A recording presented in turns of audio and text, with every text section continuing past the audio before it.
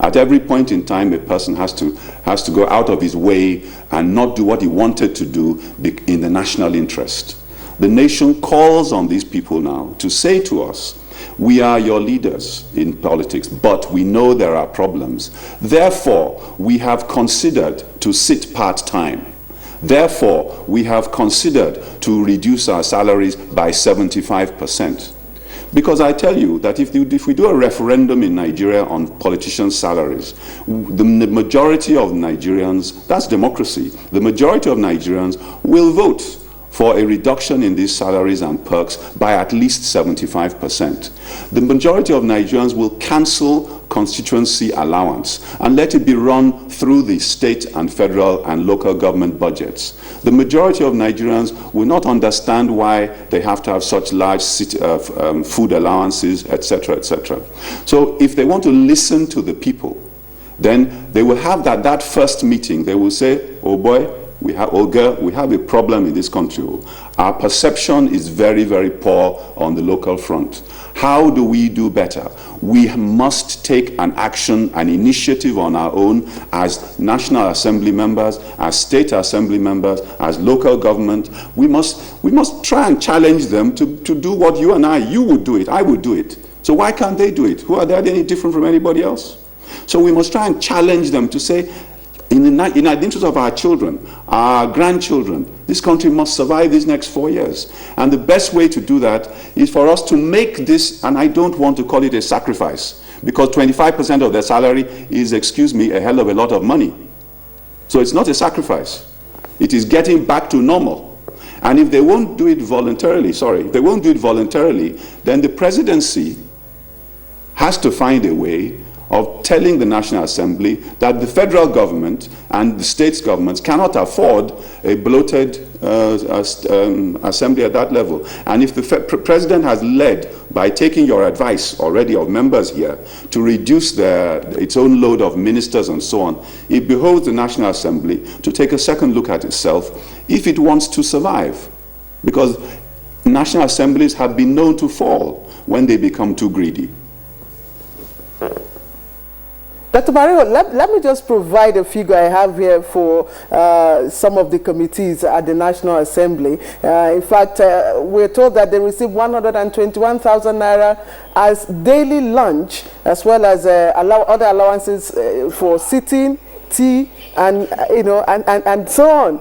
So that's the figure we have here. But again, the National Confab made some recommendations on how, of course, we can cut the cost of governance at that level. And I think it recommended, Kingsley, if I'm correct, a part-time one-chamber legislature. Would that necessarily reduce the cost of governance at that level? Sure.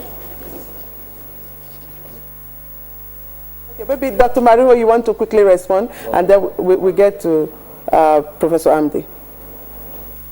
I think it will certainly reduce the cost of governance. I just want to chip in here that no state member of the National Assembly from any political party decided to reject those salaries during the last 14 or 15 or 17 years.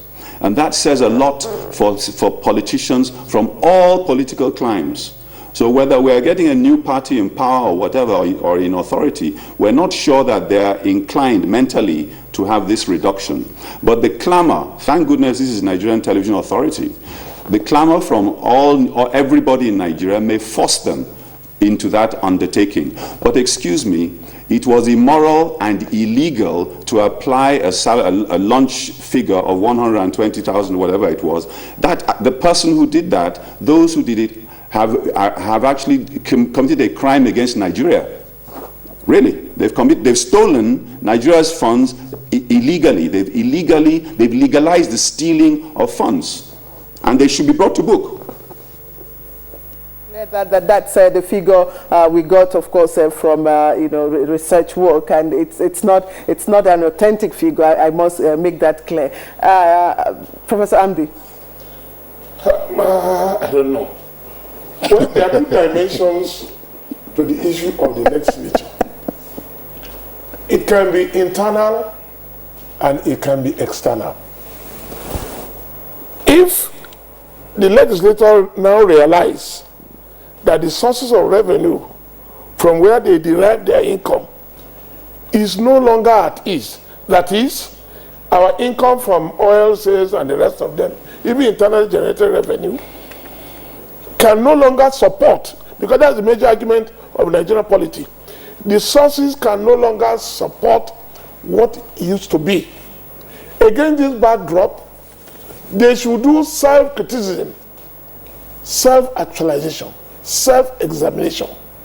That, because if they don't do it, there will be pressure from outside, which I'll talk about.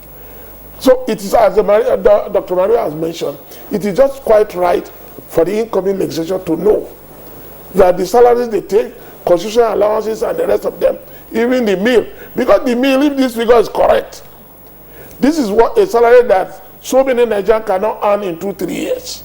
And somebody is taking a lunch of, I don't know where, which stomach is he putting it. It's moral, what I may call this moral bankruptcy for a section to have organized such a thing. So they must do this surgical operation internally themselves.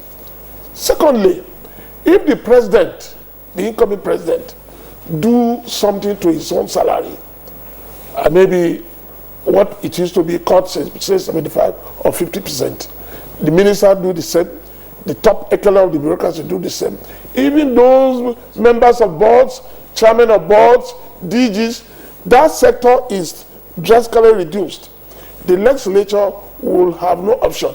I believe it may be much easier for you to come from the president than to ask these characters that are coming to cut, because they are used to, you see somebody who is used to sugar, 2 cubes of sugar.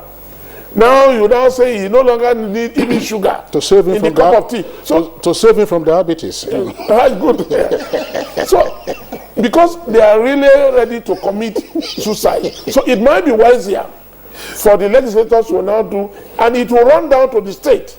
It will also run down to the local government. By the time we have real cutting in those sectors, a lot of money will have been saved. Not only that, it's also a lesson for the incoming, the young ones, that something new. That's why we expect Buhari to bring something new. That the change is coming, and gradually people now, if you are going to contest for a position, you know what you are getting, you have to cost it, whether it's worth going or not going. In the final analysis, you only find people who are really committed, those who are nationally interested in the development of this country, that will go into politics. Okay, but Professor Samambe, thank you very much for your perspective. Bolaji at the Lagos Network Center, obviously some of the aspects that we've discussed now, the course of this latter part of our conversation, relate to what you classified as the self-indulgences of power at the legislative level. What's your take on what needs to be done at that level? And I would like you to quickly hook on to that, the cost of service, the cost of government buying service. Does this speak to the failure of public procurement that was heralded with a great deal of expectation when it came on some less than 10 years or so ago? Yes, of course. Look, they say everything starts in the human mind. If your mind is programmed to be corrupt, if why you have gone to government is because you want to be rich, and I'm afraid right now, even the voters are now literally asking people, go to government to go and steal our money. You should have seen the last election. I mean, I was embarrassed in many aspects to be a Nigerian. People, they were frying puff-puff. I call it now puff-puff electoral democracy. They are frying puff-puff very close in the presence of police, frying puff-puff and distributing to people on the queue to vote, giving them 2,000, 3,000. They are doing suya, they are doing akara, and all this. Is that bad? People are collecting money and literally saying, if you can give me puff-puff and give me money and give me something, you just go in there. We don't care what you're going to do there. So it's even that bad now that people are literally sending people into government electorally to go and steal our money, because they will get all that money back. The puff-puff money will be paid. The suya money will be paid. The 3,000 you pay to hundreds of thousands of voters across a state will be paid back 10 times. So yes, I agree that we still have to go through the legislature. This is why I am not even being hesitant. I wrote a number of radical points on my paper when I was coming this morning, that the president can do a lot by putting his fist on the table and banging it, bam, bam. For instance, we shouldn't treat the question of a minister per state as though it was sacred and we couldn't touch it. I have thought out that the president can say, look, 3 ministers per geopolitical zone. I hate that term, geopolitical zone. I've said it. It is what has turned the whole country into a primitive battleground for political power. Those zones are where we fight to go and control the center. I would prefer a term like geo-economic zones. So we can see each of those zones as competing healthily for economic supremacy. Well, not supremacy, but for economic effectiveness and efficiency above the others. Pretty much like we had during the First Republic, okay? But what I'm saying is the president himself should help us by saying, I will not carry 42 ministers or 45 ministers. It's going to be 3 per geopolitical zone, picked on the basis of sound qualification, not just as compensation for politicians who have played this role or that role in election. We should look for other ways to really take care of those people, whether you send them as ambassadors or head of consulates or something, I don't know. But really the serious business of governance at home must stop being a compensation matter for somebody who has played this role in the election. So it means anybody who wants to be in government just goes to a party and plays a prominent role. The country should be looking for its best, its most committed for all those key positions. 18 ministerial posts, and then the ones that you don't subject to geopolitical, or what I like to call geoeconomic zoning, will be defense, internal affairs, and maybe one other, I don't know. But you can re-rationalize these ministries. Many of them are doing the same things over, and I was in the Vision 2020, and I thought some of the things we discussed was many of our ministries are basically just duplicating roles, and it's all over the place. Look, I'm sorry, a quick anecdote. I was part of a United Nations mission to a small island country off the coast of West Africa, all right? We went to look, we wanted to give them UNDP money, and we went to look at their legislature, the arrangement. This is a country of less than 500,000 people. They had about 18 committees in the National Assembly, because that's what we went to look at. We were able to help them tidy it up and rationalize it back to about 9. And they saw the sense. The same thing we should do with our ministries. We don't need 40 anything minister. The president should please help us by putting that huge foot forward.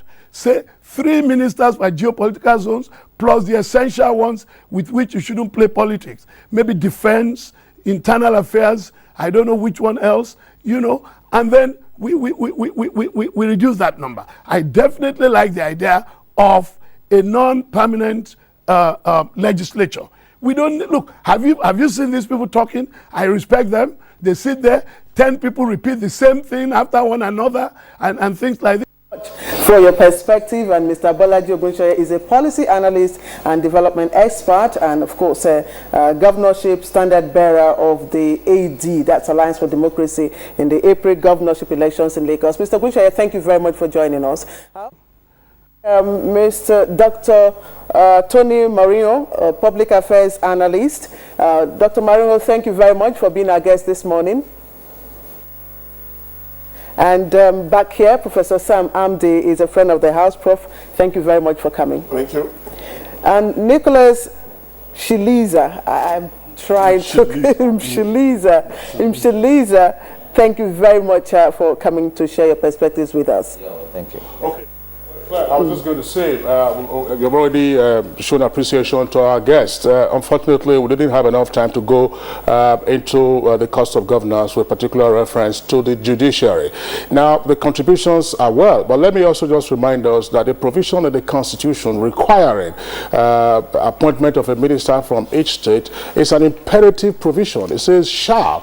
You tie that up with Section 14 of the Constitution, which deals with federal character and so on and so forth. Now, this is the cause that is likely to arise. If the president decides not to obey that provision, some persons might go to court and say, look, this is a breach of the Constitution. And if matter goes to court, the government has to defend that action. And litigation cost is not cheap. Well, that's the point. We'll leave it off on the conversation this morning. We're taking a short break now. When we return, we take 1 or 2 of our complementary segments. Which attracts germs that are easily passed from one person to another. What keeps you so cool, man? Dettol Cool combines Dettol's protection with added menthol to protect from germs.